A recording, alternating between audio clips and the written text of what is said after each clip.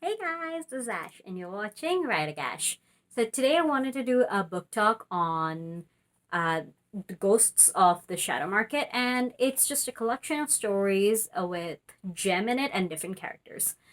So I'm just gonna talk about all the different stories and my ratings on them, and then like some of them in more details than others. The first story was Cast Long Shadows, and I'd give it a 4.5 stars. It's about Matthew Fairchild and his time in the shadow market and the deal he made that ended up costing him his little sibling.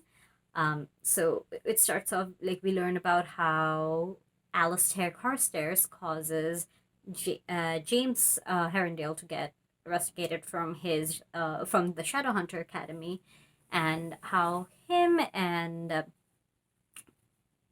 what's his name, Christopher Lightwood, take revenge by like technically like burning down a wing of the academy. And Alistair also tells him like a rumor that his father isn't actually Henry, and this like breaks Matthew's heart because he loves his father. He says he doesn't know what it's like to not have a father he like you adore, like to even think of someone else as a parent, because his father is the best in the world. And even the idea that Henry might not be his father like wrecks him, and he becomes very hostile towards Gideon Lightwood, uh, who was the person that Alistair said was his actual father. He didn't fully believe it, but he sort of did believe it from his actions. He gave his mother something a fairy gave him from the shadow market that ended up causing his mother to get really sick, and Charlotte miscarried a baby, and that's when he realized that Henry was his father, but at the same time he realized he was the cause of his sister's death, or brothers, but like they were like Henry says we were hoping that we'd have a little girl. And it was really sad because Matthew was such a happy boy in this book, and in the end it says that was the last happy day Matthew Fairchild really ever had. And that was so heartbreaking because I really liked Matthew. Like his interactions with Jem in the shadow market were so beautiful, and just seeing him break like that was horrifying. The next story was Every Exquisite Thing, and this was about Anna Lightwood. Oh my god, this makes me so excited for the last hour. Anna Lightwood, um, so Anna Lightwood in the beginning has the secret. Like she likes to dress up in her brother's clothes, and she tries to hide it from her family. And one day she meets this girl, Adrian. I can't remember the last name right now, but Adrian is the Inquisitor's adopted daughter. And her and Adrian start training together and form a sort of relationship.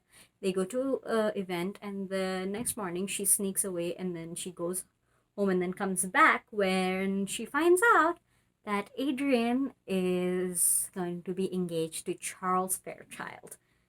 And that wrecks Anna because Anna had fallen in love with Adrian, and Adrian tells her, like, yeah, she is getting engaged to Charles, but she loves Anna, and it is just, and she wants the 1 year with her, and after that, she wouldn't be with Anna because she doesn't want to be unfaithful to her partner, who, when Charles gets back, would have been Charles Fairchild. And it's just so sad that they have to hide who they are and they can't be who they are. And I am glad that like Anna stood up. Like she said, no, I don't want that, and she goes home, and she's just heartbroken, and Cecily comes in and comforts her and then gives her a gift, and she tells Anna that like, I know you've been dressing up in Christopher's clothes. And Anna sees the box. She first thinks it's like one of those dresses that her mother has previously bought her, and she was very hesitant about opening it. And then she sees that her mother got her a coat and like a jacket and pants, and she was the joy from the pages literally radiated. And like, this book made me love Gabriel and Cecily so much. Like they are good parents. They want to make their child happy, not what suits the society. And that is what a good parent does. A good parent wants their child to be like to be happy. They don't want to have their child feel trapped just so they can please a society that is pointless. The next story was learn about loss, and this is set around the time Will is dying, and that was just hard for me to conceptualize. When I read books, I in a way immortalize the characters, and what the because the Shadowhunter Chronicles is set over centuries, if you think about it, you actually know how the characters died in the past, and that's just I just never think about that part. Like I know like mortal characters do die, but I don't want to think about it. Death is a concept. Like it's one thing when someone dies in the book, but it's completely different when they've lived a full happy life like Will had and then died. And in this book, Jem is in a way dealing with his privatized death coming, and him and sister Amelia, yep, Iron sister, go to the shadow market, and there they come across a demon, and they make a deal. Sister Amelia makes a deal with the demon that Will and Jem have one moment in a alternate world together where they could have just a moment to themselves. That where they could be happy for a minute before Jem lost Will forever. And it was just so sad and beautiful. And I give this a 3 stars because while it was beautiful, it wasn't as exceptional as the story about Anna, which I forgot to mention. I would give a 5-star review. So the next story was A Deeper Love. This takes place right after Will has died, and Tessa is dealing with the grief. I don't understand is why she wasn't with her family dealing with it. Yeah, I know it's not the same experience that the children are dealing with, and what she's dealing with, and like that brought to the point, that brought to surface the fact that she's gonna have to live through her own child dying, and her grandchildren and her entire family dying while she lives on young, and that's got to be a curse in itself. Like seeing everyone you love die century after century while you stay unaged. That's just gonna be horrifying. And then Jem gets hurt, and she and Katerina try to nurse him back to health, and they talk about the lost Herondale, which I forgot to mention that Jem learned about in the previous book. And turns out Katerina was the one who saved the lost Herondale line. She took in Tobias Herondale's child. They faked the fact that she faked Tobias Herondale's wife looking pregnant while she was murdered by the Shadowhunter so she could save the child.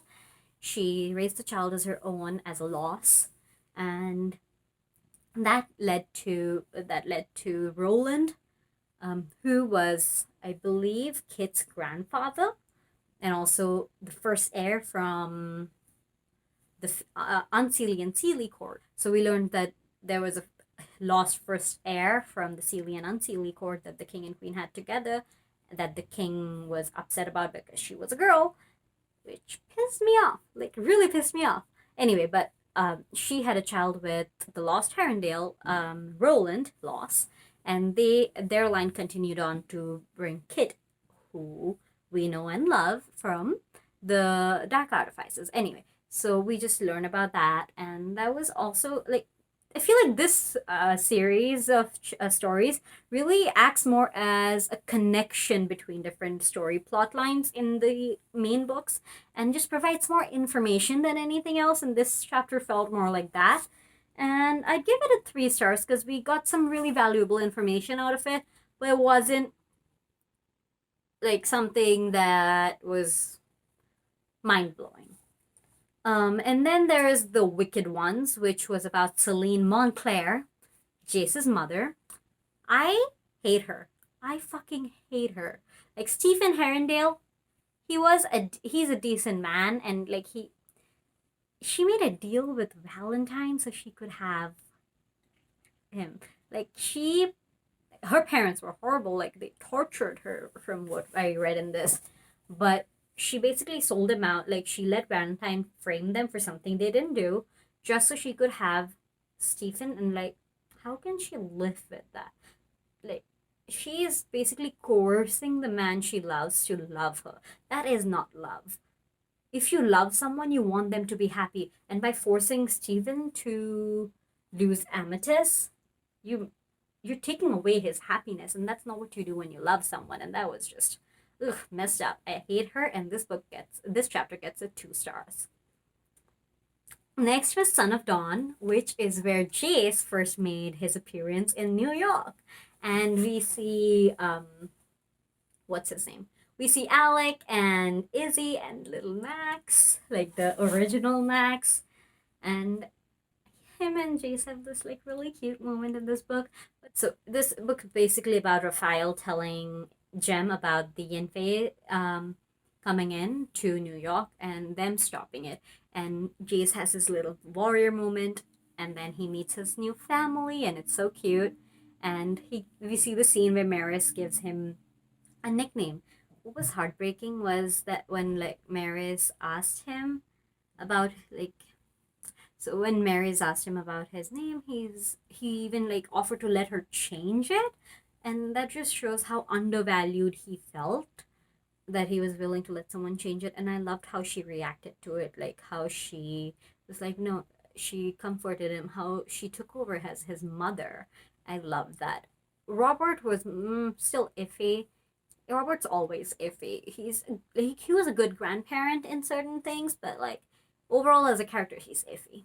And this would be a 4 stars for me. And then there was The Land I Lost. My favorite chapter ever. We got to see Malec with their little boys. It was adorable. In the beginning, we see Max in in his temptation thing where he like they bring a demon and have him deal with it. He's like, Uncle Jace said demon bad. No, Jace said kill all demon. And it was just so cute, like the way he says things, and it's just adorable. And he wants to be a shadow hunter when Alex says he's going on um patrol. He's like, I'll go with you. And he's just adorable. And then Alex meets Raphael in Buenos Aires, and there he kind of like at first it's a colder relationship because Raph is hurt and broken, and he just doesn't trust Alec, and Alec it helps him, and they bond. It was so cute when Raph saw Alec's phone with Magnus and Max's pictures, and he got so excited and happy. He like Lily translated it and said he literally said, "Who is this cool man?" And that's so cute. I love Raph, and I love Raph with Malec and Max. The relationship Raph and Max have is adorable, especially towards the end. Like when they first meet and they have the moment where like oh, and then speaking of, when Alex about to leave, Max like, "Are you gonna bring back a brother or a sister?" The way it's written is just adorable. And then like when Alec takes a bit like reflecting, he goes, "Oh, bring back a brother or a sister or a dinosaur," and it's just thinking about it. He was a little boy who was abandoned by his mother when he was a child, and he grew up with such loving parents that he is impervious to all the things that are bad in this world. He is just pure. He's amazing. And just like when in the end, where he first meets Raph and Raph is glaring at him, he is smiling, he's laughing, he's just adorable. He when he sees Alec, he goes, "Daddy, Daddy, did you bring back a brother or a sister?" When he sees Raph, and it's just so cute. And I loved this. I read this twice. Like I read this chapter from the book twice because it was so cute. And then I loved the scene where he asks Raph, "Are you a werewolf?" And he says, "No, I'm a shadow hunter." And then he goes, "Daddy's a shadow hunter. I'm a shadow hunter." And that was, oh, it just makes me so happy. And I also love like when Magnus says it's time for bed because like they're bickering about Max being a shadow hunter. He he says, "Nope, I want to be with Raph," and then he hugs Raph and says, "I love him," and it's just oof. And then I also love that Magnus and Alec decided to raise both of their kids as shadow hunters. Like, even though Max isn't a shadow hunter, he's gonna train because that's what Max wants. Like, Max wants to be like his daddy. He wants to train and he wants to be a shadow hunter. And while he can't bear runes, he can still fight. And Magnus brings up a great point, and I love that they're gonna do that. And I love that Magnus suggested teaching Raph magic because like we could see how enchanted he was with magic, and I'm sure like he would love it, and like treat like giving their kids everything they possibly can. That's what makes them good parents, and I loved that about this. Again, 5 stars.